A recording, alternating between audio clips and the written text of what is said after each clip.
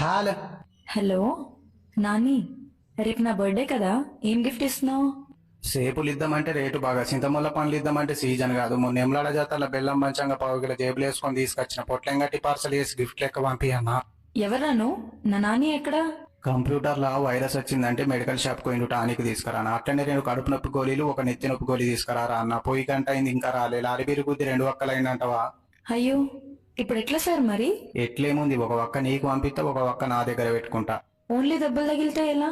సర్కారు దవాఖాన పడేసి 3 రోజులు కోడిగుడ్ల కూరతో రొట్టెలు చేసి పెడితే ఆడేలేసి కూర్చుంటాడు ఎప్పట్లెక్క.